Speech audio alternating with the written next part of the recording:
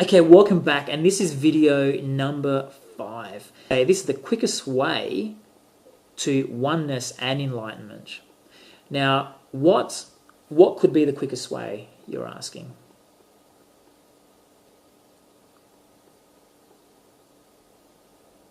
That's it, right there. It's silence, my friends.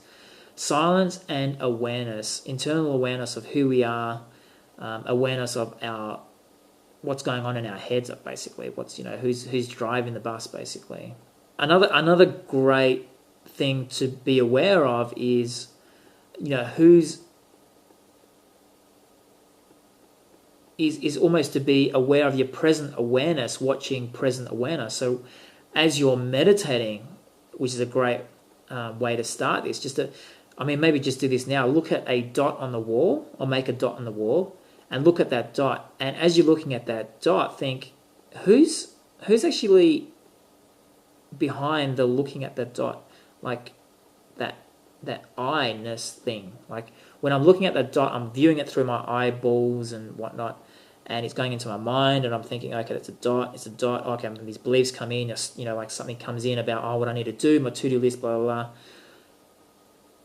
But who's thinking all that? Where's all that coming from? What's going on there? Like, what's that thought that just came through? Whoa, where did that come from? Okay, there it goes again. Okay, there's another thought. Whoa, who's thinking about that? Whoa, where's that? Wait a minute, who's thinking about? Whoa, now you can really kind of freak yourself out there. Basically, it's just going back, you're removing the layers, I guess, of an onion to analyze, who we really are. Because the more we understand who we are, the more we can undo the I and the ego, etc., and just be, which is, I guess, what we are talking about here. Now, it's almost like there's an imposter in the way. When you say, I'm happy, I'm sad, etc., it's almost the ego, the I of the ego. And the idea is to remove that imposter, remove that, when you think I'm sad, remove that idea. When I'm happy, remove that idea too, because, you're just expressing, you're not really happy or sad, you're just expressing yourself, and it's like coming through your body. And, if you were to say, I am angry with you, what happens is we end up bodying it, and that stays in our body for a very long time. But if you look at kids, what happens is they get angry, and that's nothing wrong with it, but they don't have a concept of, angry. So they get in this kind of like, and the body goes angry, and they just go, they scream it out, it's gone, and then they start playing with that same person in about 2 minutes. Now, us humans, maybe it takes 2 days for that same thing to happen.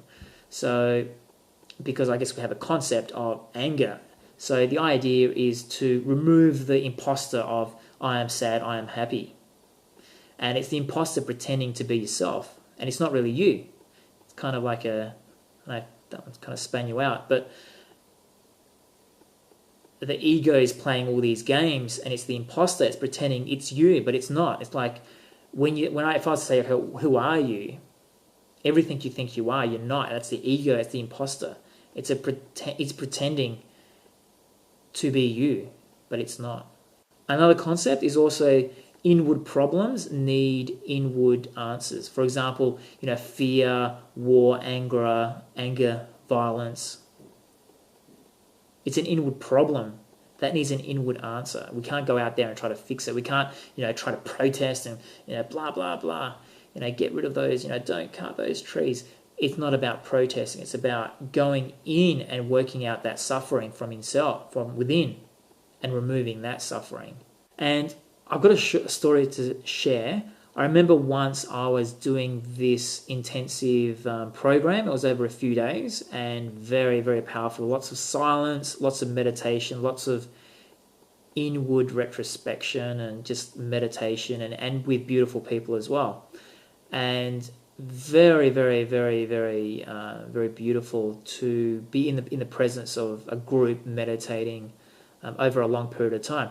And I remember going home, I was just like so much in bliss, and it's like, oh wow, I could feel my whole body just pumping with I don't know, just feel good juice. It was just like pumping. It's like I just felt really good, and there's almost an inward flow of I guess goodness. It's hard to explain, but inward just it's almost like I just felt really good, even just to be by myself and quiet. It's like, wow, this is amazing.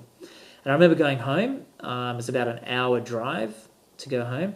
I was driving in the car, just put some music on, and I was like, ooh, a bit distracting. So I put some, like chill out classical music on, and even that was like getting irritating me. I turned the bloody damn thing off, and I was just driving, and I was just in bliss, because just in silence, I was absolutely in bliss, and I just felt, so I could feel it. I could feel the bliss within. Anything externally trying to come in was a distraction, and I just had to turn it off.